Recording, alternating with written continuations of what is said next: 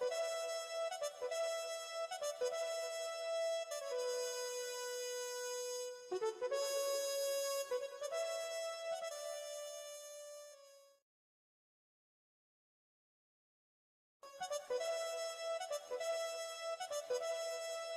Saxon times it was known as lewes. The modern term for toilet might have come from it, I suppose.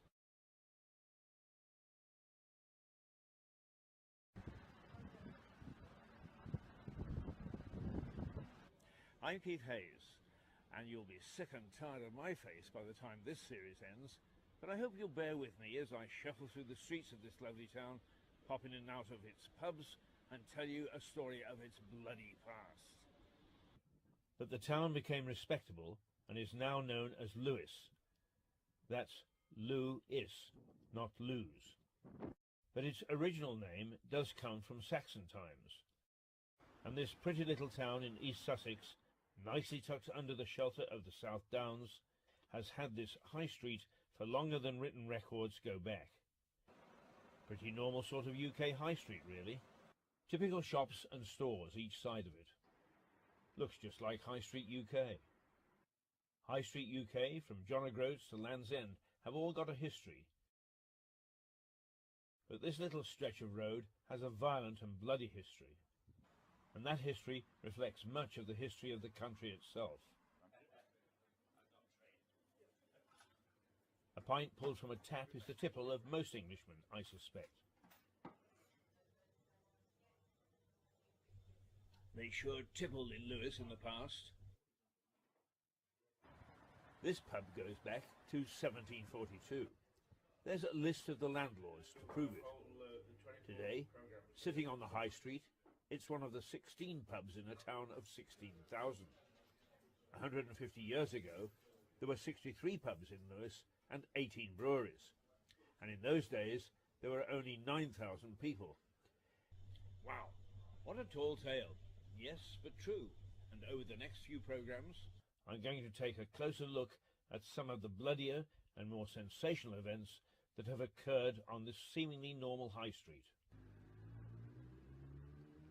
But right now, I'm just going to paint a general picture of this tiny English town, before I get to the bloody and the exotic.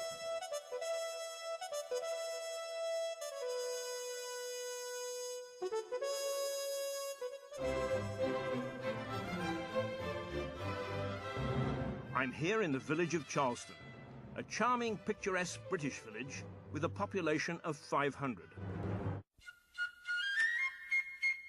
That's not Charleston, Keith. This is Charleston, South Carolina. A charming, picturesque village with a population of 120,000 in the United States. What about this town, Boston? 120 miles north of London in England. Population, 35,000. That's not Boston. This is the real Boston. Boston, Massachusetts, population 4 million. What about this lovely little city, York? I suppose you Yankees have one of those too. Yes, we do. Welcome to the new and improved York.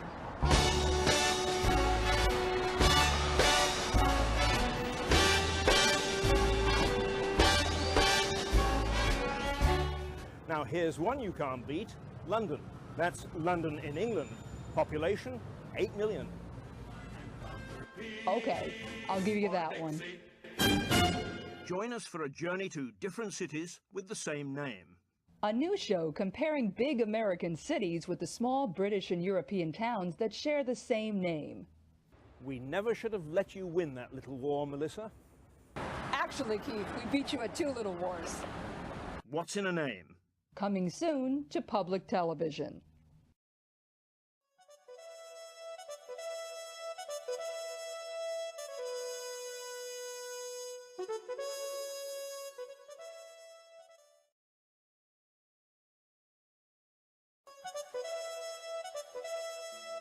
This was what the prison looked like when the British Admiralty bought it to house the prisoners of war. So they bought the prison and they made many adaptations to it. One of them, interestingly, they took the doors off the cells. Good for freedom of movement, but not so good for privacy. The dolls survive in the local museum, all that remains of the prison's interior. The prisoners were separated.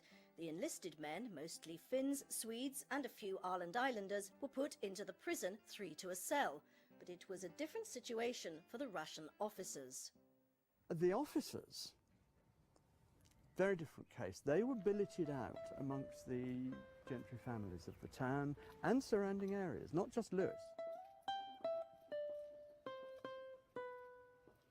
They had freedom of movement, they had freedom of association, and they generally joined in, if you like, middle to gentry class society. So we have an account, for example, of the officers being very popular dancing partners at local balls because they could waltz so much better than Englishmen. There we go. Not all the Russians lost themselves in the pleasures of the waltz. Many, like Georgi, found captivity in Lewes a heavy burden to bear, despite their almost complete freedom of movement around the town. However, they respected their captors. In his memoirs, Georgi praises the citizens of Lewes and admits that they gave us sufficient allowance to live quite well. And one of the elements in their well-being was beer. In the 19th century, beer was a staple in the diet of rural England. The average family in Lewes spent over 25% of its income on beer, and the town had 9 breweries working day and night. Today, only one remains, but it still has sole rights to brew Imperial Russian Double Stout, originally given royal warrant by Catherine the Great. It's a very unusual beer, 9% alcohol with 3 times the bitterness of a modern beer. The chief brewer says that it provides a genuine experience of the actual taste of 19th century brews. What you end up with is a very sweet and sour beer, but one which is well balanced and has strange flavour notes. I've heard it described as tar, leather, blue cheese. I just think it is a well balanced, slightly burnt, sweet and sour beer.